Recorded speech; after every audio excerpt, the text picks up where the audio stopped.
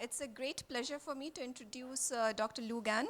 He started out as a crystallographer in Jack Johnson's group at Scripps, and then he moved to Caltech, to Grant Jensen's lab for cryo-electron tomography. And he's currently at the National University of Singapore.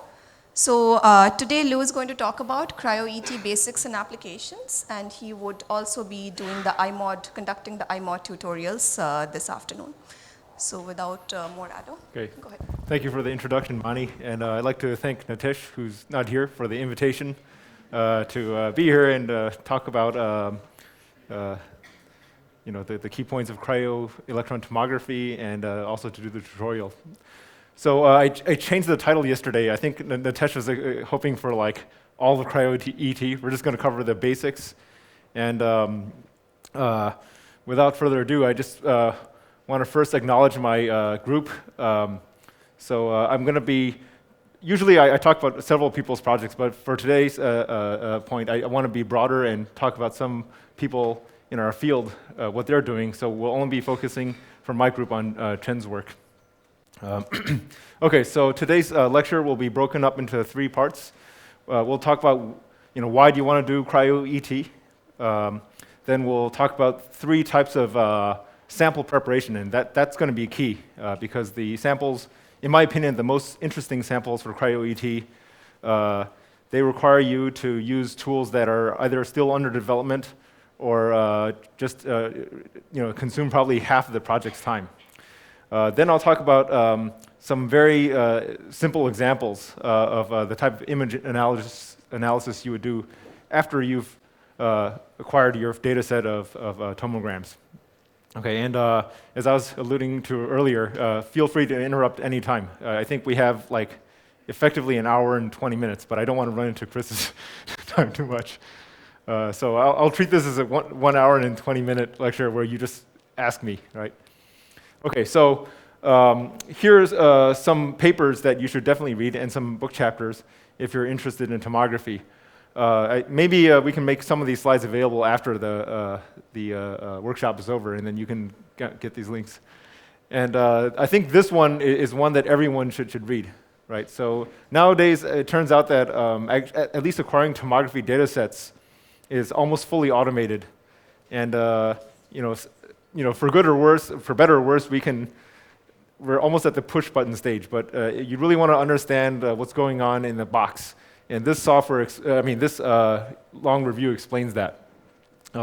This one you probably have already heard about in your earlier lectures, and just explains why electrons are the best particles to use for imaging. Right?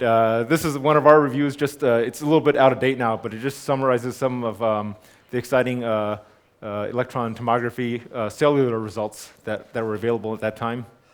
And this is another book that is probably like the textbook for electron tomography and also just EM in general. Okay, so without further ado, why do you want to use ET, right? Why do you want to use electron tomography? And probably the motivation comes from the medical community, where they also use tomography, not electron tomography, but X-ray tomography. And the most common form is given a very friendly name, computed axial tomography. And the idea is that you want to understand what the patient's looks like internally in 3D. So you put a patient in this bed, and then you shine X-rays through the patient. And the point is that in order to generate a 3D reconstruction of the organs and tissues of this patient, you have to acquire a series of images. So what you're looking at here is called a tilt series data collection scheme, right? So the detector and the X-ray source rotate around the patient. And then you run the data through image processing algorithm, probably back projection or something related, and you get a 3D reconstruction of the patient out. And it turns out that if you look at this rendering, it's very, very complicated, right? You're looking at everything. Oh, thank you. That's at least exposed by this isosurface. But what we and the medical field does is we oftentimes inspect virtual slices, tomographic slices that we extract from this 3-dimensional volume. And here's an example through what I would call the XY plane. I'm not familiar with the medical terminology. And then here, 2 other views, just showing you that there's much more detail that can be extracted when you actually look literally into, not literally, but virtually into the patient than just these 3D renderings. And it turns out that for cells, you also want to do this because cells are extremely, extremely crowded. So at this resolution of, let's say, 512 by 512 pixels, one cell would just be too complicated to view in total. You can't just project all the densities. You have to really simplify it by cutting out thin virtual slices, right? And I think, maybe this is my Scripps roots showing. So David Goodsell, he's an artist/scientist. I think he was one of the early people to appreciate the beauty of the cell and also how complicated it is. So he draws these watercolors, which you can find online and download some. And what you find is that even for something as simple as a bacterium, the cytoplasm shown here is just packed with macromolecular complexes. Right? There's little room that we would call the void. Right? So a lot of textbook images that just show like a nucleoid with some dots, those are extremely inaccurate. And this is the complexity we actually have to deal with when we analyze our data. But most importantly, this is actually what the inside of the cell is like. Right? So our goal for cellular electron tomography, which is the focus of this talk, is to understand where a lot of these macromolecular complexes are, and if possible, to just simply count them. Right, so this image is quite complicated because it covers a very, very wide length scale. Right, so typically, here's a scale bar of 25 nanometers for a ribosome, and typically to study things that are much bigger, like at the level of organelles and cells, you need something like tomography. In the past few days, you've learned probably exclusively about single particle cryo-EM. And that's, every year I present this, I make this scale creep more and more to the right, because as you realize now, if you really want to work on hard problems in structural biology, you have to use cryo-EM, especially single particle cryo-EM. And one thing that I'm not sure was talked about here, but was talked about at the Gordon conference in Hong Kong a couple weeks ago, is this new approach called micro-electron diffraction. And that basically, you see, maybe Wah already talked about this, but he always had the dream that cryo-EM would take over the world. And here I'm showing you graphically at length scales. There's almost no point. I'm a former crystallographer, so I guess I can kind of say this right without offending too many people. Okay, so basically things from as small as literally peptides, like that you might find in amyloids, up to cells can now be covered with the same instrument at least, and with a similar software. Okay, so from cell tomography, usually we want to ask these kinds of questions before we even start a project. Namely, what do we want to learn? Right? And you know that if you think about the cell as just a collection of macromolecular complexes and organelles, then these are some examples, right? So if you can identify structures, like organelles especially, you can easily measure distances. And you don't just want to measure distance in one cell type. For each of these examples, I'm assuming that you have a wild type state and a perturbed state. That's where you actually learn the biology. You also maybe want to learn about volumes, right? So certain organelles or small bodies in the cell can change in volume with respect to how you perturb it. And then it turns out that even just counting how many structures there are of a certain type on a cell structure, in the past maybe 10 years, there was this realization in the retrovirus field that if you look at, say, HIV, there aren't that many surface glycoproteins, right? It's not covered, it's not coded like a icosahedral virus. So that really informs on how you might want to design an antibody to neutralize these viruses. And this is an important discovery contributed by the tomography field. Even though it's not cellular, but these retroviruses are very asymmetric. So you have to have tomography to count, on average, how many of these surface glycoproteins there are. So it's amazing. Just counting how many things there are, it can actually really make a difference. Okay, and then inside of the cells, what if you study eukaryotes, you know this very well, that things are compartmentalized. And it turns out that in bacteria, things are also kind of compartmentalized. So one question one can ask is, how are protein complexes, large protein complexes, distributed inside the cells? So how are they localized? And that's something that you would see change as you perturb a cell. And then finally, this idea of structure. It's actually very vague.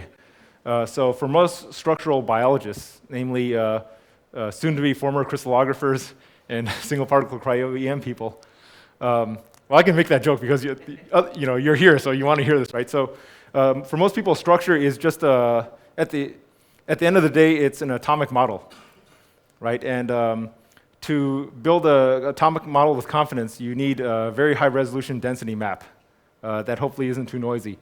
So right now, we're not quite there yet with tomography, though I believe you in the next few months you may hear some exciting news. But definitely pushing resolution in cellular tomography of isolated complexes, even ribosomes, that's going to be a big challenge. Not because the data is not there or because of something inherently technically flawed. I suspect it's because there's a lot more variability, conformational variability inside of cells that we don't yet appreciate. Also compositional variability. And I think you probably gleaned from the past few days that sorting out that variability is going to be a huge challenge. Sorting it out from this crowded cellular milieu is going to be even harder. But we may look forward to that in the next, hopefully, 5 years. Okay, so let me give you an example of what a cellular tomographic, cryotomographic data set looks like. So this is one cell that I'm very familiar with. It's a picoplankton. So this is basically the smallest known eukaryote, and it's small enough. So here's what a light micrograph looks like. It's basically the size of a big bacterium. And it's small enough that you can actually not only plunge freeze them and get everything vitrified, but you can actually acquire useful images. So you can actually reconstruct a tomogram that where you can include data to such a high angle that you don't have too much of a missing wedge distortion of the densities. And what you're looking at here is one cell suspended in a very thin layer of vitrified artificial seawater, and all these little black specks are gold fiducials. So we'll be using those for this afternoon's tutorial to facilitate the alignment. All right, and this is what one such data set looks like. So a lot of you have probably seen a microscope. You can't possibly tilt the microscope, so you just tilt the sample. And you can, if your eyes are trained, you can already recognize that maybe this is a plant cell. So there's a chloroplast here, there's a mitochondrion here, and then there's actually a nucleus, a funny-looking nucleus here. But you're looking through a projection of something like 300 to 500 nanometers worth of cell. And that just, it's too crowded for you to interpret. So here's a schematic of how you collect the data. You tilt the cell, acquire projection images, and then you do alignment and do back projection to get a 3D model. And then for that cell, now I'm going to show you one tomographic slice at a time, going through the entire volume, what this cell looks like. So here's the chloroplast again. Here's the mitochondrion. Here's the nucleus. It's semi-open. That's it. It doesn't look very impressive because I went too fast.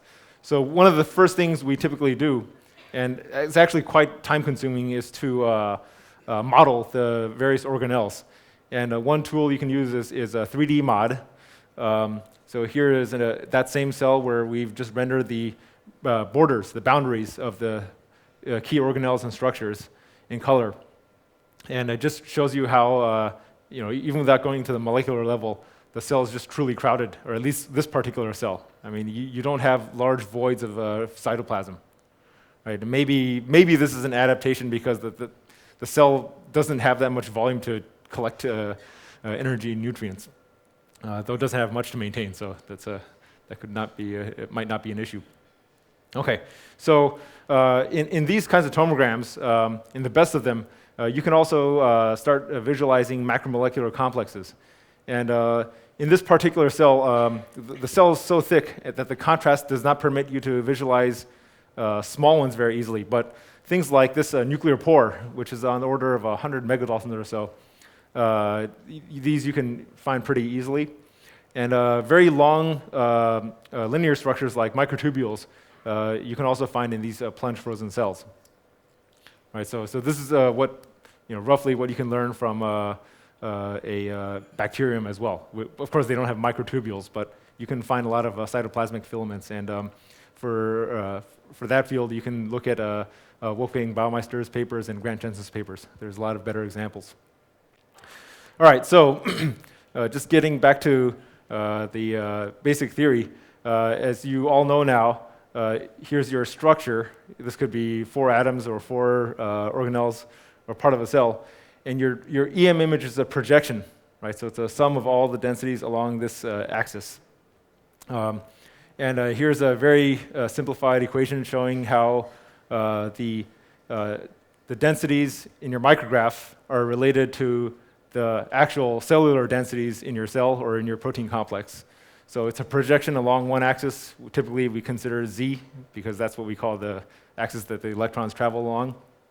And the point is that your cell is three-dimensional. Everything we look at is three-dimensional, but your images are two-dimensional. So in the end of the day, you get a bunch of two-dimensional images from which you then have to combine to reconstruct a three-dimensional image. And so for crystallographers, this is actually easier to understand in Fourier space.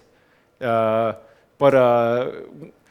in practice, it's actually easier to do in real space. So once you've done this so-called alignment, which is what we'll be doing this afternoon, you can imagine tilting and orienting the projections, these 2D images, in a way, and then literally smearing them towards some common origin. This is in real space, remember.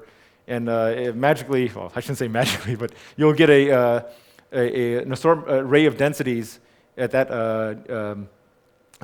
in 3D space that looks like a representation of your cell, right? So if we now think both in real space and Fourier space, your real space object has a corresponding three-dimensional Fourier transform, right? Your real space projection images, they correspond to two-dimensional Fourier transforms. And the reason I drew this cartoon is it's as if you had sliced one plane out of the three-dimensional Fourier transform. So this plane that came from, let's call this the XY axis, the XY plane, corresponds to the Fourier transform of the projection of this object along this axis. All right? The projection along this axis at negative 45 degrees, of course, okay, so there's a little, there's a mistake here. This plane should actually be oriented this way. My apologies. And then vice versa, so I can say that this projection corresponds to this Fourier, 2D Fourier transform. And the point is that as you collect more and more images, you can slowly, if you wanted to, you could build up the three-dimensional Fourier transform by Fourier transforming these and inserting them into this 3D Fourier volume. Right? And then you can imagine that, see, this operation is invertible, so you can perform a reverse Fourier transform to get your 3D real space volume back. And this is the idea that the first generation cryo-EM people used. Right? So this should be familiar to you because at the heart, the principles behind what I'm showing you here, it's very similar to the de Rosier-Henderson paper that you should also read. Okay, so now I'll show you how, through this very simplified cartoon, that, I mean, you could literally draw this by hand, that by doing this so-called back projection process, using projection images, you can actually get back that 3D structure. Right, so this is the first projection, so that corresponds to this guy, but here it's being smeared along the axis that that image was recorded at. And the idea is that if you add 3 projections, you smear them along their axes, you start seeing some features that may look like the original structure. I mean, this the first time I saw this this paper, I was amazed. But you see, as you add more and more projections, your reconstructed volume more and more faithfully reproduces the original structure, right? So the point is that indeed this works easily in real space, and you can actually directly visualize it. Whereas I don't think our brains are programmed to visualize the consequences of reconstructing Fourier space. Okay, so the idea is that if you require enough images along a tilt axis, you'll be able to reconstruct the three-dimensional representation, and that's what we call a tomogram. Okay, so here's some pragmatic issues. So for a typical single particle project, you need a few thousand micrographs nowadays. And these numbers may be familiar to you, but you from those micrographs, you window on the order of a few thousand to up to millions of particles. Each micrograph, when you're recording it, requires you that you dose the samples this much, and at the end of the day, you get a density map whose resolution nowadays can extend to near 2 angstroms resolution. So this is another number I've had to keep lowering. Last time I was here, it was 3.3. I remember that. Okay, so tomography is different, and the reason is that usually we use tomography when we want to study unique structures, right? So I've been giving you like all unique structures. HIV particles, no two HIV particles are alike. No two cells are alike. No two organelles are alike, right? So to generate a 3D reconstruction of such a conformationally unique object, you need tomography, and that requires that you only image one object at a time. Now that's not to say that within that cell you can't find 3 ribosomes that look almost identical, or if you compare 2 cells that they don't have 2 ribosomes that are identical. You can definitely find subvolumes, pieces of a cell or pieces of a virus that are identical virus to virus, cell to cell. But to understand how those protein complexes are arranged within that unique structure, you have to image one object at a time. And that typically requires something like 100 micrographs. And you have to lower the dose, because if you dose at 100 micrographs at the single particle EM image dose, then what you'll find is you'll damage the structure so much that it no longer resembles the structure you started with. And when I say that, I mean that by the time your eyes can tell, your reconstruction is just going to look like garbage, because things would have moved like up to tens of nanometers, right? So everything here works as long as the object you started with is this very close to the object you end with. Okay, so the final product is called a tomogram. It's also a density map, and the resolution is quite variable. In fact, it's not easy to define the resolution because it's anisotropic. So resolution in the XY plane is much higher than the Z plane. It also depends on the thickness of your sample, whether or not you have an energy filter, and a lot of these technical issues. So that's why we typically give a range of 40 to 80 angstroms. And in fact, in the tomography field, we're more accustomed to nanometers. And the key is that this is just for one tomogram. So for a 20 years ago, I think you could acquire one tilt series. That might take you a year because you had to do it manually. And then if you can reconstruct one tomogram where you can recognize structures at all, that could be a paper. Nowadays, it takes like tens or even hundreds of such data sets. Right, and oftentimes you can't just look at the wild type condition anymore. You always have to perturb, or you have to have at least 2 states where some parameter you're trying to study, like distributions of your favorite macromolecular complex, changes. Right, so you'll find that a lot of tomography projects are more like cell biology. They're structural, but they're more cell biological.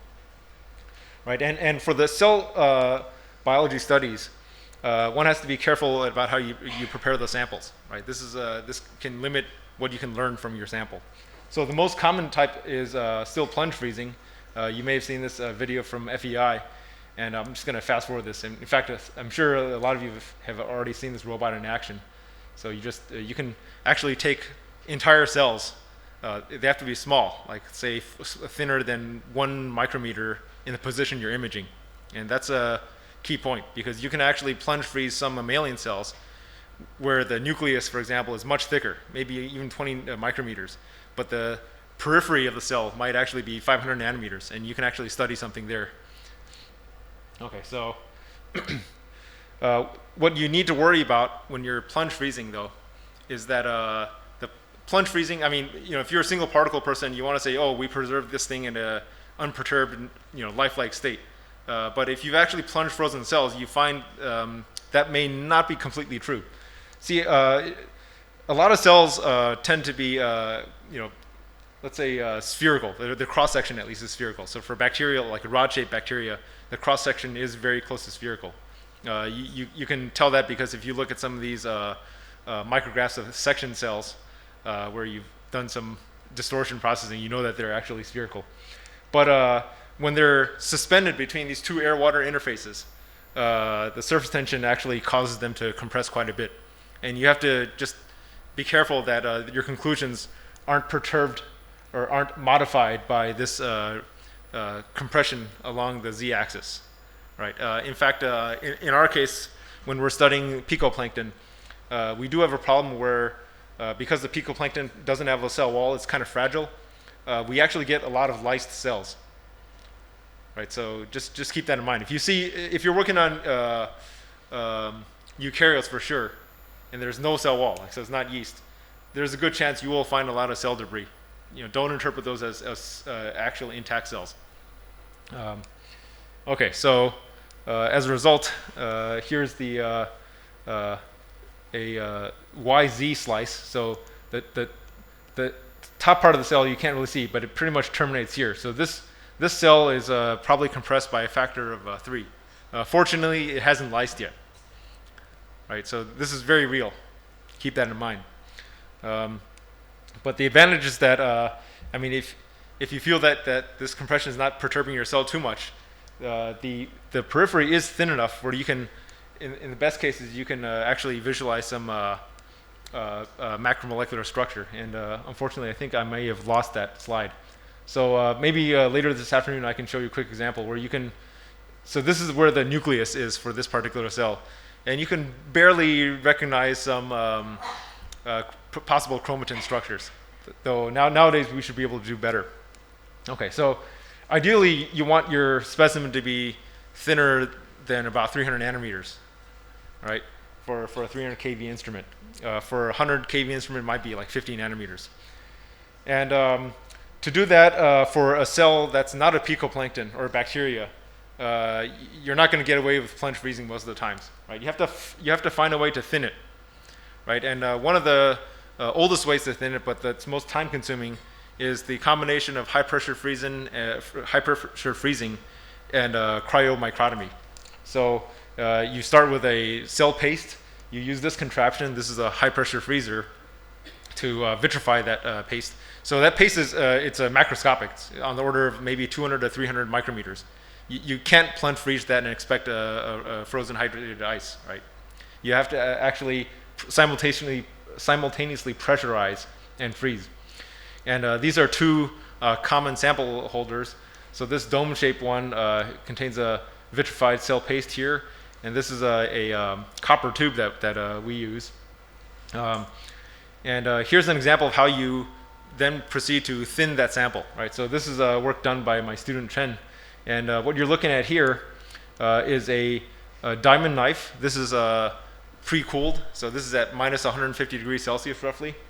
And what you're seeing here, this is a guinea pig hair, and this thin ribbon it's actually a contiguous ribbon of individual cryosections. So each cryosection might be 100 nanometers by 100 nanometers, but you actually have to make a ribbon in order to actually manipulate it and put it on a grid. Thanks to training from Benoit Zuber, I have to say, we were able to reproduce this in our group. And what you're looking at in the back is a head that is holding one of these copper tubes. And the copper tube has been trimmed in a way so as to expose the frozen hydrated cell paste. And it's getting essentially pushed against the diamond knife here. And as the sample is cut by the knife, it actually moves forward and fuses with the back part of the preceding cryosection. So that's how you get a ribbon. It's essentially fusion of individual cryosections. And then, if you're very careful, you can manipulate this thing and then put it on a grid. So this is an EM grid, and then you can barely maybe see that there's a ribbon there. And now you have a sample that's between 50 nanometers to, let's say, 200 nanometers thick. It turns out that if you make the sections too thick, then you get severe crevassing artifacts that really affect your ability to interpret the data. Okay, so this is probably on its way out slowly, because other groups, including Wolfgang Baumeister's group, have really pushed hard on this new technique called the focused ion beam milling, right? And this technique is great because it doesn't require like superb manual dexterity. So, for the life of me, I would never be able to generate cryosections. Fortunately, my students can. If I were to enter cryo EM today and want to do cell biology, I would ask my supervisor to buy one of these instruments.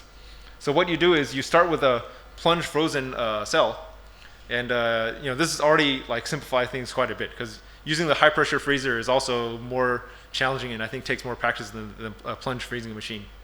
So here's an example, I believe, of a chlamydomonas cell that's been plunge frozen. You're looking from above here. It's on a perforated carbon film. And here's an SEM image showing 2 of these cells.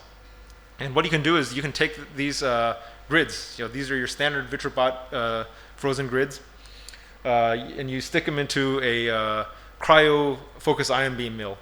And what that allows you to do is to basically fire a beam of gallium ions, and you can essentially ablate away layer by layer entire positions. And the idea is that you can thin the cell from the above and below, and that produces what's called the lamella, right? So here's what one of these things actually looks like. So this is the corresponding to the cells on the left that have not been milled. This lower part corresponds to the cells on the right here, and this thin structure here is that one lamellum, right? So it's maybe 200 nanometers thick. And now if you stick that lamellum, so that corresponds to this guy, in the TEM, you can start seeing the cellular features. So here's one cell, and then here's another cell. So no sample preparation techniques are completely artifact-free, right? So if you read papers, there's no absolutes in science, right? So for example, here you have these what are called, I believe, called curtaining artifacts, and this technique is so new that I don't think people actually understand how these form. But we do know that there's probably less of a compression effect. So that's an effect I can talk about later compared to cryosectioning. The disadvantage, though, the current disadvantage of this technique is that it's not automated. And actually, cryomicrotomy, using that cold diamond knife to thin cells, that's also not automated. But when you use a microtome, you can cut through like 1,000 cells in one stroke, right? Here, you have to mill 1 or 2 cells at a time. And at the Gordon conference, Elizabeth Villa reported that given an 8-hour session, you can maybe mill like 10 to 12 cells once you're very skilled at using one of these instruments. But at least you can be clumsy like me. I mean, I'm confident that if she trained me how to do it, I could do it. Right? You don't need a manual dexterity. You can have your coffee and do science. Okay, so another advantage of this approach is that because the absence of compression. So maybe I'll just briefly describe what happens when you cut a frozen hydrated cell paste or a cell with a diamond knife. You actually compress along the direction of cutting, right? So that the block actually does shorten, but you can't lose mass. So where does it go? The sample actually gets thicker. And as you probably remember from your earlier lectures, thicker samples reduce the amount of contrast you get. So even if you're actually looking at 100 nanometers thick of actual cell mass, it's when you cut cryosections, it's actually about 150 nanometers thick. So here, for cryofib samples, to our knowledge, there's not much compression. So if you fib mill a 200 nanometer thick lamellum of cell, you will get all that 200 nanometers without any increase in thickness. And so here's an example of a structure inside of the pyrenoid in this chlamydomonas. And these are just tomographic slices sequentially. And the point is that these membrane structures are extremely complicated, right? Their topology is very hard to understand. But once you segment, you can truly appreciate that by generating a 3D-dimensional reconstruction of the cell, you can follow every one of these membrane structures. So, for example, this yellow structure has a branch that somehow also is involved in branching of the outer membrane. I mean, these are things that you would never have guessed from just raw 2-dimensional projection images. Okay, so the final thing I want to talk about with sample preparation is that the thickness of your sample will dictate roughly how many micrographs you have to record at a certain resolution. And don't memorize this, because I'll tell you that no one collects data using this Crowther equation anymore. So just to pay tribute though, the number of images is proportional to this equation. So this pi times the thickness of your object. So thicker cells, like say E. coli versus a spirochete, require more images, all right? And you also have to factor in the resolution you desire, right? So if you want higher resolution, so this number, little d, goes smaller, you need more images, right? But it turns out that for cryo tomography data sets, you're always limited by radiation damage, right? So even if you have like a, let's say you have a 1 micron cell, and let's say you figure you need about 200 micrographs. The trade-off is that you're going to have to reduce the dose of each of those micrographs to such a low value that you probably won't be able to recognize any features or even the little gold beads, right? So in reality, what we do is that, so here's just a brief calculation that for a 500 nanometer thick sample, you need about 160 images, right? And from that, you get your tilt increment. But in reality, we just do trial and error. So I actually don't tell my students follow this equation exactly. You just do trial and error, and try to get your sample thinner. That's the real trick. So are there any questions up until now?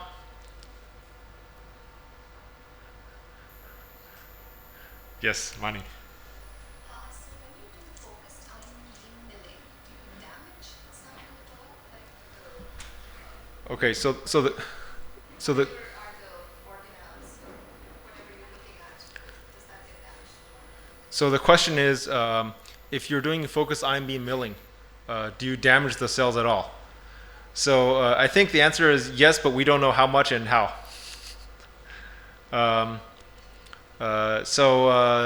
Unfortunately, there aren't many public data sets of any EM data sets, and I'll make a point of that later, for us as people who don't have this instrument to learn.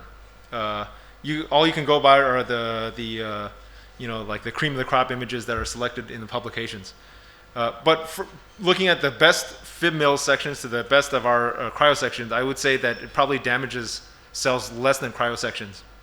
So cryo sections, the thin samples generated by diamond knives, I find that in certain positions you will damage membranes and sometimes microtubules. So maybe these structures that are just very continuous or stiff, the membranes we don't really think of as being stiff, they seem to be more susceptible to damage.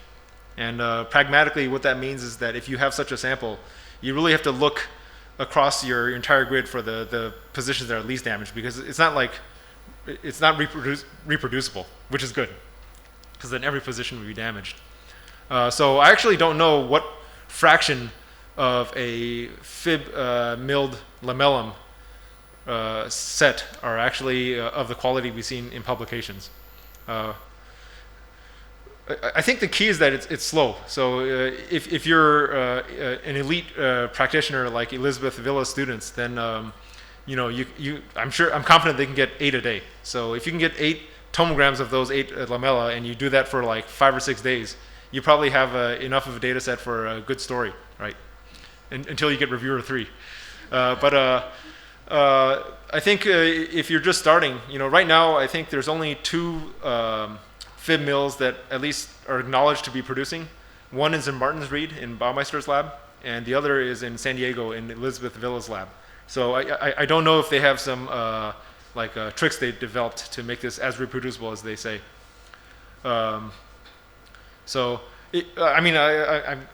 At the 3D IMRA conference, I didn't try to hide that their samples were better. I mean, if I had like $3 or $4 million to control, I would definitely buy one of those instruments. Ultimately, you would always pay more for quality than quantity. I think everyone here agrees. Are there any more questions? Yes. The images you're talking about, is that the total number of images or even for each slice? Like 157? Oh, yes. So I heard you, maybe I'll repeat it. So he was asking for the number of images here, is it the total for one? Okay, so it's for the entire cell. So these are 160 micrographs. You collect one at, let's say, minus 60 degrees, another one at minus 59.3 degrees, another one at minus 58.7 degrees, so on and so forth. And all those micrographs, which I should really make the terminology more uniform. I realize that depending on who you're talking, micrograph means something different. So in this case, a micrograph is an image of one cell, right? So this is kind of unique to tomography, right? You rarely get 2 cells per micrograph, and all 160 micrographs or 160 images of that cell contribute to one tomographic 3-dimensional volume. Right, so at the end of the day, all that data, so that this could take typically 2 hours to collect on an automated microscope. It will take you 2 hours, and then all that goes into one 3-dimensional reconstruction. From that 3-dimensional reconstruction, you can extract as many 2D slices along whatever axis you want. So there's no direct equivalence between number of raw data micrographs and number of slices, because the slicing is really arbitrary. Yes, Elena. How you can tilt your slice on 90 degrees? Oh, you can't. Oh, thank you for mentioning that. I'm sorry if I misled you. If your sample is planar in geometry on a grid, what happens if you tilt it to 90 degrees? Assuming your goniometer can only go that far. This is the first two. It's 3 millimeters roughly, but from the point of view of like the electrons, yeah, they will not get through. So that's a very important point, right? Okay. I think this sentence, the first one, distributed over 180 degrees, is extremely misleading. Yes, it is. I will. So you have to admit that you are taking in account subtomogram averaging. Oh, Otherwise, you cannot have distribution of angles. Yes. In electron microscopy over 180 degrees. It's theoretically impossible. Yes. Thank you for correcting that. And the next version of this slide will definitely be corrected. And I'll explain what we really do. Natesh, did you have a comment or question? Yeah. So in reality, so if you could tilt to 180 degrees. Which I will add a little comment because we have time here. Jan Lube's group is trying to work out these little carbon tubes that you can insert bacterial cells into, right? And the idea is that you can freeze these tubes, and they present the same path to the electrons over 180 degrees if you can actually, if your goniometer can go that far. In that very specialized case, where you have a cylindrical sample, then you can potentially go plus minus 90 degrees, 180 degrees. But that's a super duper prototype. Yes, Natesh. So this FIB is done under cryo condition, isn't it? Oh, yes. So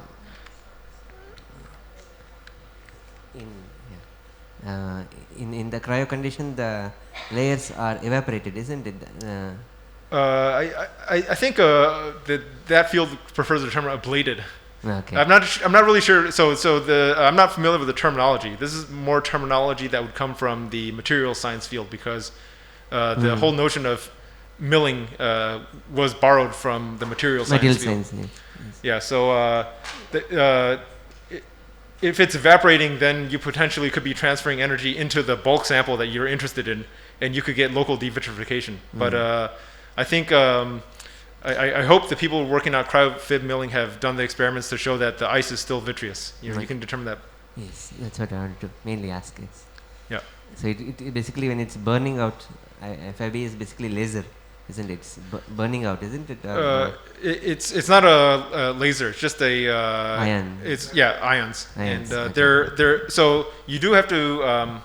I think there is a limitation on the brightness of that beam. I suspect that if it's too bright, you do run into the risk of melting or Yes, damaging the actuals. that's exactly I wanted to know. So the temperature will obviously go high, but still we have to keep at low, isn't it? Yeah. So the stage is cooled, Yes. right? So the sample is always thermally in contact with some nitrogen bath. So you also have to worry about how I think the profile of your beam. I mean, if it's too broad, then you'll mill away too much material, and I suspect that's actually a limiting factor. So I don't want to say too much more because I'm really not the expert. All I've seen is what you've seen through publications. But yeah, Thanks. sure. May I have Yes. Thank you. And I have one question about the previous formula you have shown to calculate This one. Yes. number frame we need for the tooth series. Actually, I normally what I saw before I understood this like using the Fourier space. When you have a resolution, think about resolution, you will always think about in Fourier space, Yes, right? yes. When you tilt a small angle and you want to cover and have enough sampling at maybe 1 angstrom, 2 angstrom in Fourier space. Yes. I mean, for sure, it's become 0.5 due to 1/2. So, could you comment what's the difference between this thickness and with the Fourier space? Okay. I don't understand this. So you can think about the thickness as out along one of the Fourier axes. You'll see that the intensities at least vary very slowly, going to say 2 angstrom resolution. As you increase the size of that sphere, the variation intensity, the rate of variation increases, and that effectively increases the amount of information that you have to measure in Fourier space to accurately reproduce that entire Fourier volume. If I understood correctly, you're saying that this formula will also present the resolution limit of an object if the object is too thick. Is that correct?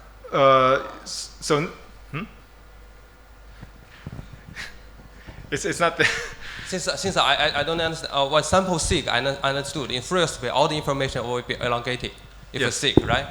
If it's super thin, all the information will be elongated. I think Elena has a comment about this. I think we have to discuss it later. I think we have to continue this lecture, and I can discuss it to you later. Yes, I also participate in that discussion. Okay, thank you. Okay, so the answer is that it's not 157. In this example, we actually record about 120 images. So we keep the sampling increment of approximately 1 degree, but we don't actually acquire the 157 images up to plus minus 90 degrees.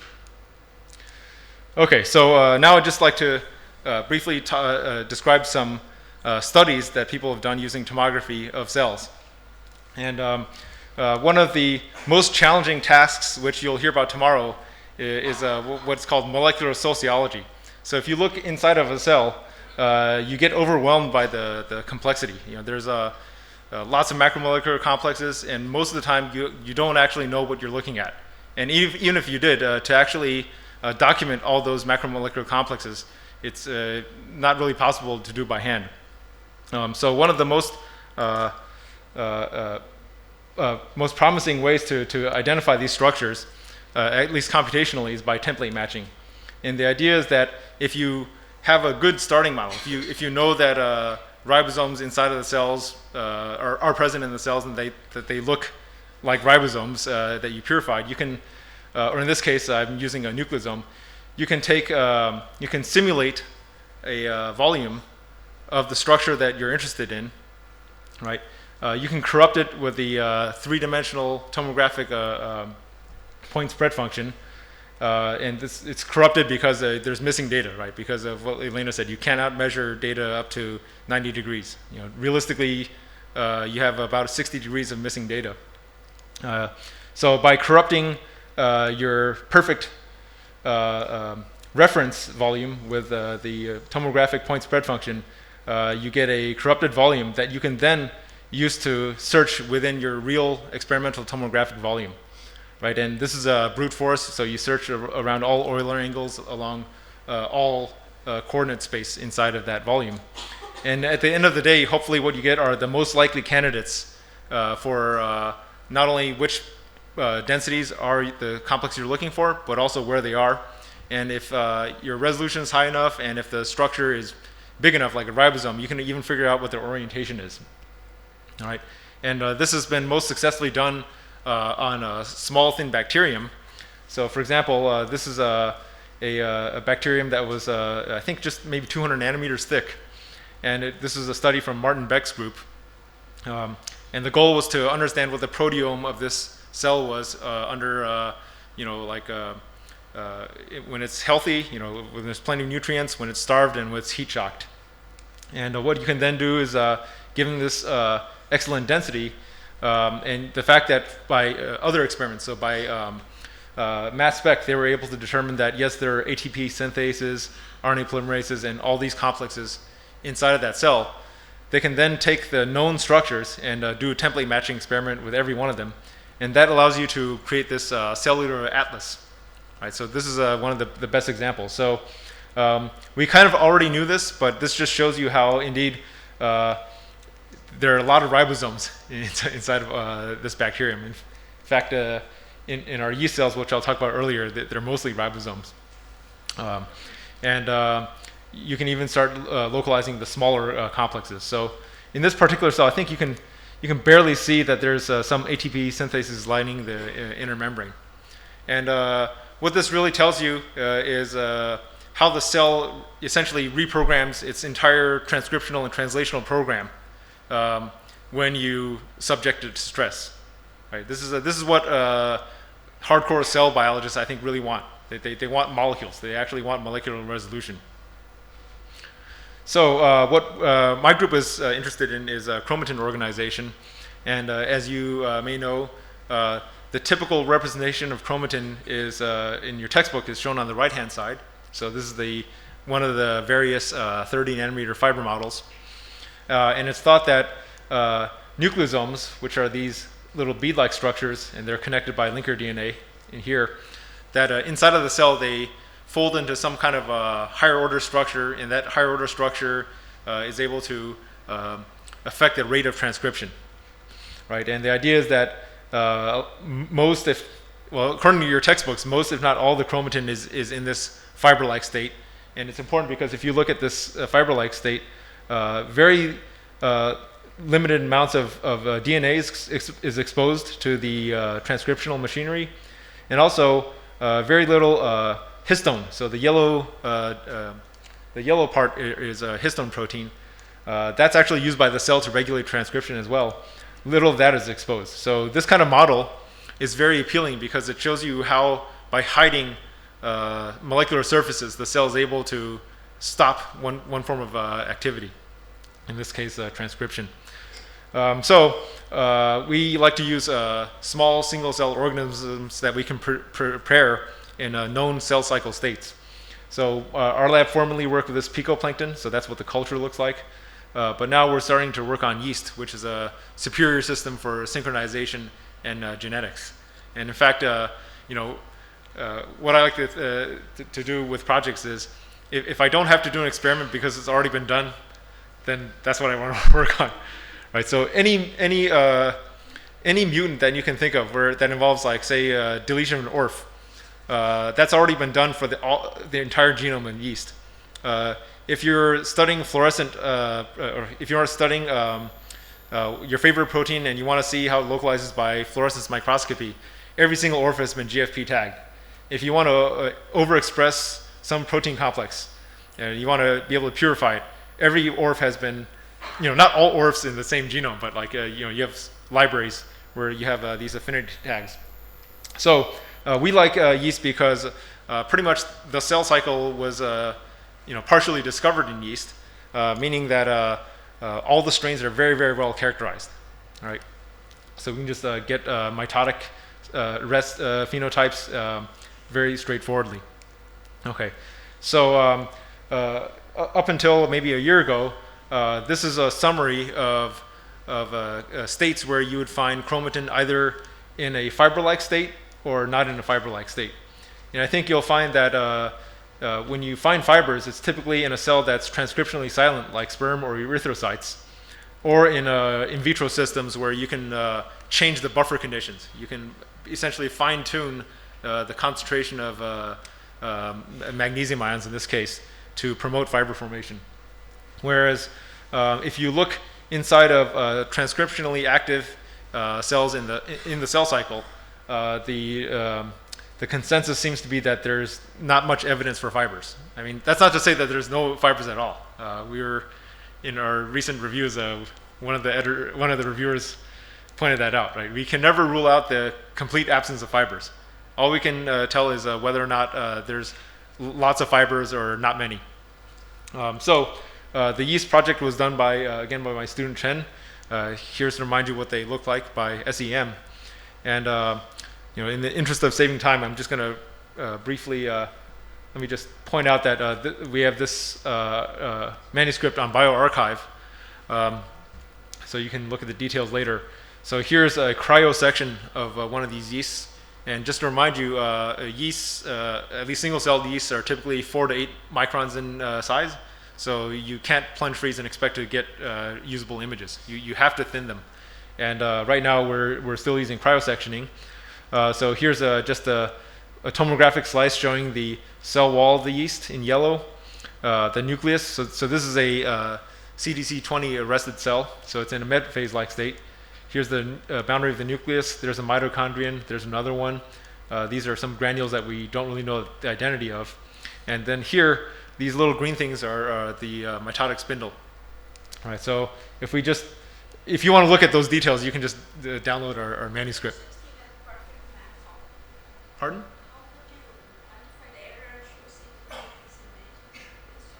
How would you quantify the area? Error.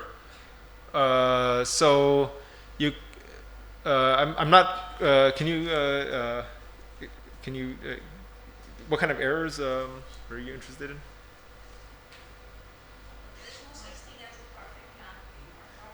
Oh, okay. So I guess she's curious about how much do we trust this density map, right? Okay, so that's a complicated question to answer. If we go by resolution, for example, we know that we cannot resolve 2 gyres of DNA on a nucleosome. But the resolution is good enough because we can see the protofilaments of microtubules, that's around 5 nanometers, that we're pretty confident we can distinguish 2 nucleosomes that are nearby each other, not butted up against each other. I'll give you an example later of how you have to double check yourself. Also, the cell is a little bit compressed in this direction. So we can't fully trust distances in this direction. But it does turn out that macromolecular complexes seem to be preserved in their original dimensions. And that's been already shown by I think by Sriram Subramaniam's group when they were still working with cell tomography. So those are the cytological limitations. We can't. It's very hard to identify structures in these density maps unless they're extremely abundant, like ribosomes. Like you can probably, even people sitting in the back can see these granular structures. We know they're extremely abundant. Also, inside of the cell, there's also pre-ribosomes, and there's just tons of nucleosomes. And in the case of microtubules, they're the only structures that have a certain diameter, 25 nanometers, and have 13 protofilaments. So that's a special case where the morphology allows us to identify those structures. But what we can't do is say, okay, that density, which at this resolution you can't see, is an RNA polymerase. That's one of the main limitations of all cellular tomography. And this is a big problem for the cryo-EM field because we want something that's analogous to the GFP of EM, right? So I think we will get there, right? Someone is going to figure out how to essentially fuse a small peptide tag that nucleates a little gold crystal, right? And then, or maybe some other metallic crystal that doesn't perturb the cell.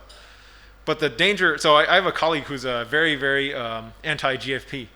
And their point is that when you fuse even a small peptide, you will potentially perturb the function of the protein that peptides are fused to. And if you're a cryo-EM person, you want to identify every single density, right? At least every single density that you're looking for. So for us, we want to say, okay, that's a nucleosome, that's a nucleosome, that's a nucleosome. But the problem is that if you actually have now 120,000 nucleosomes that have this tag, you will most certainly perturb the function. And it's not going to be clear how, because we're going to, of course, do the control where we show that the growth rate is, comparable to wild type. But I think to the most strict cell biologist, that's not good enough. Yes? Yeah, I just want to ask a very general question.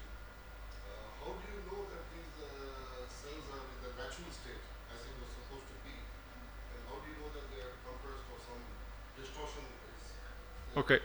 So, How do you know that? How you can judge that, by the way? so the question is, how do we know that these cells are in a natural state, or how, to what extent are they mechanically perturbed? Realistic, yeah. How Yeah. do you know they really represent the real structure as it were there in life? How do you know that, or how do somebody judge that actually? I mean, Yeah. Maybe I can refine that. To what extent, right? only they're realistic. Yeah, so I'll start with the answer to the easy portion of your question. So in terms of whether or not it's a mitotic, it has morphological phenotypes that show it's mitotic. Now, this strain, this CDC20 arrest strain, is by definition not wild type, right? So if you want the true natural mitosis, you have to use unsynchronized cells, and then you have to find like the 1% of the cells that are mitotic. But then you have to ask, like, how do you know those cells are mitotic, right? So in these cells, the mitotic cells have large bundles of microtubules. These are essentially kinetochore microtubules. And to my knowledge, they're only found in the middle of the nucleus rather than at the spindle pole body, because it turns out that for this cell type, they always have something that looks like a spindle. It's just that in the non-mitotic phases, the bundle is usually found near the cell, the nuclear envelope. Secondly, this particular cell is, if you follow where the nucleus is, it's and we know where the nucleus is because it's got two membranes, and also the densities inside the nucleus are very, very different from the cytoplasm. The concentration of ribosomes is just much lower. So the nucleus is partially inside of the daughter cell. So this is another morphological phenotype you'd expect from budding yeast, at least. In terms of preservation of the macromolecular complexes, what you can do, and maybe this cell is not the best example, but you can try to do subtomogram averaging, right, of large complexes at least, where you can actually align them, and then you can ask to what extent does that ribosome look like a crystal structure. But see, the weakness there is you're assuming that the structure determined by crystallography or even single particle cryo-EM is the native state. So I would argue that this is not a perfect image. There's no such thing as a perfect image of a cell. But at least in terms of the context, the ribosomes are in the most native state, along with all the other macromolecular complexes. That means you'll never know. Hmm? You'll never know that it's a real state. Yeah, I mean, yeah, you can never know everything to 100% precision yet.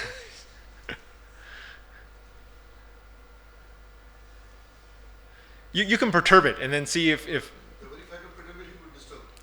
but if the parameter that you're looking at, in this case it's going to be distribution of particles, if that changes, you would verify that first by an alternate means. So, okay, I think Elena has a comment. I think, first of all, there is some kind of a general knowledge which already has been achieved when we were studying the fixed cells. There is a combination, because those cells are sufficiently big, you can look in the light microscopy, fluorescent microscopy, you can see some certain steps. We cannot say that absolutely, natural condition. But with our best efforts, we are making the idea that cryosection provides the best approximation to the living conditions. I agree. Of course, I agree, but We are not saying that it's absolutely perfect, but at least we are doing it step by step, trying to achieve the natural conditions. That it's. Yeah. But I think I like these questions because we shouldn't just rest on our laurels, though. I mean, even if we were producing like what we think are perfect fib sections, which I believe fib lamella, which I believe are superior to cryo sections, we still should ask ourselves how confident are we that at least at the molecular level. So I think the problem with light microscopy is that you don't have the resolution to ask if the conformation of a complex is native, right? This is the best we can do right now. We want to do better, but we're always trying to think of what controls, and it may not be like a imaging-based control. It may be some biochemical control where if you actually predict, if you're at a resolution where you can, this is a dream. If you can predict, say, a change in the rate of a reaction because your resolution is so high from inside of a cell, and then you actually measure that, within the limits of your reconstruction or what's possible, then I think that's additional evidence that the structure you're looking at is what was actually in the cell before you froze it and imaged it. So. Also, these are large-scale structures, so this perturbation may not be really so much disturbing in the large-scale structure. So yes, the large-scale structure. So for cryosections, the main limitation is the main perturbation, which you can see, is compression, right? So this cell, for example, I can tell you that these are knife marks. This was cut along in this direction, and so the organelles tend to compress along this direction. So what we're still trying to wrap our minds around is how things will probably move together closer, but it seems like macromolecular structure, at least at the maybe 4 nanometer resolution length scale, does not seem to be perturbed too much, right? So there's been subtomogram averaging experiments done on these kinds of cells by other groups, and they show that they look like 4 nanometer resolution reconstructions. So what may be happening is that the cytoplasm and the nucleoplasm is still like in a liquid state, which I think Jacques Dubochet would agree with, and that they can still move, right? So they redistribute somehow, and well, we know that they come out perpendicular to the surface of the section. So yes, we keep those in mind all the time when we're writing our papers, for sure. Good question. Okay, then in the interest of time, I think I will continue. So for this particular data set, what we can further do is to just actually render all the densities as an isosurface. And this is allows us to just filter out by changing the contour levels, just the densest structures of a certain size. And what it allows us to ask is, like, are there arrangements of densities that could be representative of fibers or even condensed chromatids? And the answer, of course, is that we weren't able to see any condensed structures in the nucleus of this cell. So another way to approach this question is to use the template matching approach from the Baumeister lab. But here we have to do control first. You see, these micrographs were obtained at a relatively high underfocus relative to the single particle experiments. And that leads to image artifacts like these Fresnel fringes, these white structures that are centered around the dark structures. That's the density. And what we want to ask is if nucleosomes, so these are atomic models of nucleosomes, if they're packed within a certain distance of each other and given a certain arrangement, would our template matching experiment fail? Would it give us like either the wrong orientations or the wrong counts? Right. So here what we've done is we simulated a few clusters, 4 clusters of nucleosomes, either face to face or side edge to edge, and with different spacing. So packed 6 nanometers, center to center, 10, 11, 14. So these are what the simulated tomograms look like. And if we take one of these nucleosome crystal structures and do a template matching search, you see that due to these imaging conditions, it fails when the nucleosomes are packed face to face 6 nanometers. And to a certain extent, it fails to at least get the orientation right if the nucleosomes are packed edge to edge 11 nanometers. Right, so this is a caveat. So the best we can probably do is to just locate all the densities that are a certain size. I think right now, with the state of the art, orientation is still out of the question. So subtomogram averaging of say 200 kD sized protein complexes inside of a cell, I would probably rule out right now. And here's some more examples, right? So here we have them stacked this direction, and not only do we have the wrong count, we also have the wrong orientation. Right, so just to to exhaustively search all the possibilities. The point is that these are perfect densities, with of course corrupted by the underfocus and the missing wedge. But even with essentially what could be perfect densities and with a perfect model, you can still get the wrong answer. Right? So just be aware of the limitations due to the imaging artifacts. So we're just fortunate, though, in that most of the densities inside the yeast nucleus, they are further apart than those constraints. Right? And it also turns out that when you do have stacks of nucleosomes, that stack, so if we go back, looks like essentially one structure. You can't actually resolve the individual components, right? So even if you look at this stacked nucleosome motif, it actually looks like a one-dimensional crystal. So we could actually potentially use this structure here as a template if we had enough computing power and enough time. But if we just search for mononucleosomes, these are some likely hits. You may be asking, okay, why didn't the search find this one or that one? Number one, some of them are actually, so this is a roughly 10 nanometer thick tomographic slice. It's possible that a few slices underneath, that structure continues on, right? It could be part of a larger structure. So that's why it was not picked by the template matching. Secondly, because this is so thin, at least right now, we can only render, I think, pieces of the nucleosome if the center is within that 10 nanometer volume. So if the center is too far away, at least in this rendering, they will be excluded. So then if you pick these most likely candidates and you ask, like, do they form any periodic structure? So here we're just putting spheres where we think those hits are. Again, we don't really find any long-range order or any periodic structures. Right. So for our studies of yeast chromatin, our conclusion is that we don't find, at least in the cells we looked at. So we looked at G1 cells, and we also looked at mitotic cells. There's no evidence of any fibers or chromatids, and instead we have this really disorganized arrangement of chromatin. And so now we've also started looking at fission yeast, and so far we get a similar conclusion. So at least it seems in some of these small single-cell eukaryotes, it's very hard to find 30 nanometer fibers. I wouldn't be surprised, though, if you perturb the cell in a certain way, you can enrich for those. So let me point out one more thing. This manuscript, you can download it on bioRxiv, but once it's accepted, we've uploaded all the micrographs onto Empire, which is a server that Arden created. So if you have enough bandwidth, it's about a 120 gigabyte bzip file. You can download them. I have the IMOD files right there. So actually, as you'll find out later, you can just click reconstruct, and then you'll get the tomogram, and then mine away, because we don't have enough students to actually ask all the questions that we could. That's actually the limitation is how good are your questions. So hopefully within a couple months. If it's more, then we'll have to play even nicer with the reviewers. Okay, so as a last example, I want to touch upon this question of identification of structures that don't have a known morphology. So here I have to go back to the bacterial system in a special case.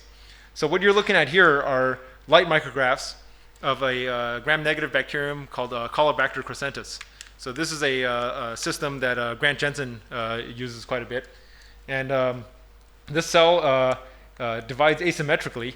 So what you're looking at are actually two mother cells, right? And the way they divide is that at the, if I can get this, my battery may be dead, but okay, good. So here is where the new daughter cell will grow. It essentially kind of undergoes budding from the mother cell, and it's flagellated and it swims away once it finishes cytokinesis. The mother cell has a long extension called the stalk, right? So that's what these things are, right? And here's what a cryotomogram, one of the stalks, is. And as you can see, the cell is about 2 microns in length, and so the stalks can be like 10 or 20 microns long. So it just happens that this stalk has these structures, these band-like structures inside, and their identity and function has always been a mystery, right? One of Grant's collaborators discovered a protein called STBB that when you tag it with M-cherry, it localizes to distinct puncta. right? So of course you say, okay, well maybe these puncta are these stalk bands. So if you want to be more confident, but not 100% certain, and I'll explain why later, that these stalk bands might actually be STBB, what you can do is image the cells in two modalities. First, by fluorescence microscopy, and then by cryo tomography. And that's called correlated microscopy, correlated LM/-EM, right? So here's an example of a grid that's already been, I think in this case it might not have been plunge frozen. The grid might have been imaged with a cell at room temperature, and then my former colleague Ariana Riegel quickly ran to the Vitrobot and froze that cell. Nowadays there are new microscopes, new light microscopes that have a cold stage called cryo light microscopes that potentially allow you to image a plunge frozen grid, right? So anyways, what you can see is that there's two spots here. You take this same cell and you image it by cryotomography, and then if you overlay the fluorescent signal, you see they overlap very nicely with these stalk bands, right? So that's evidence that you have these essentially molecular plugs, and their function, which you find by conventional cell biology, is that they prevent diffusion of proteins within the periplasm from entering the stalk, right? So in the interest of rigor, even with this beautiful experiment, where this is beautiful and it's nice because these structures are spaced very, very far apart, right? You can resolve them easily at the light microscope. You can't resolve two nucleosomes or even two ribosomes by fluorescence microscopy, though I think there was a Cell paper from last week that says you can. So at least by conventional fluorescence microscopy, this is a special case where you can have such nice localization. But if you look at the actual densities, you'll find that this is not like a monolithic structure. There's actual structure. There's a detail that cannot easily be seen, and we don't know if those are extra proteins, or if all this density can be explained by one protein, right? So going back to the earlier question, even though we've localized something, it doesn't mean we've actually assigned a specific set of densities to a specific protein, right? So that's still going to be challenging. All right, so this is the final example, and I just want to stop by showing you some software that are very commonly used in cryotomography, and you probably recognize these from your single particle as well. So I'll provide this. You guys don't need to take notes. And then this nice wiki shows the comprehensive list of softwares. So as a final message to students, I'm sure all the PIs here have additional comments they would add, but just for the sake of this lecture, first, for new students, senior students, you already know this. Learn to use the command line. Learn Linux. Most of the software that I've listed runs very well on Linux. You won't have any bugs associated with translation in Windows. And you probably already know that you should learn how to write at least scripts. A lot of these tasks are repetitive. Not all software has a beautiful GUI yet, right? What I find is that if you're a very motivated student, you want to jump straight into the software with your data. Try to avoid that. Make sure you can get one very simple data set to work first, and then work up from there. This will end up saving you time, right? And then this takes the longest. I'm still a student in this regard. You have to learn the theory as best as you can, right? Don't treat the software, the microscope as a black box, right? Always do controls, right? So I've shown you an example of dry controls, and they're controls in that they tell us what the limitation of our interpretation will be, right? But there's also wet lab controls, functional controls, and maybe mechanistic controls in the future that you should do to build confidence in the final cell biological model you arrive at. Hopefully, I don't see many students doing this, but you should really use these online resources, because the community, there's a lot of nice people. The authors of the programs themselves oftentimes will answer questions. And my one warning, though, is that if someone answers your question about a software package and they're not the author, you should probably take it with a grain of salt, because not everyone understands the guts as well as the author does. I mean, there's just little tricks and little caveats that you would never figure out by yourself. Okay, so are there any other questions? Oh, okay. Thank you. Good. So So that says before I ask them to thank, they are. Okay, that's fine. That says it for everything. Thank you very much, Lou, for taking us through a wonderful world of cryotomography. And questions? I think everybody has asked already the questions. So if no more, then I would like to thank Lou for again, and we'll go for tea right now. And after tea, we'll gather in. Oh yeah, I forgot. Good, good. There is a formal memento for you. Good. Thank you. Come in. This is for you. Oh, wow, very nice. Shaking hand for Thank you. This is Aranmula Medal from local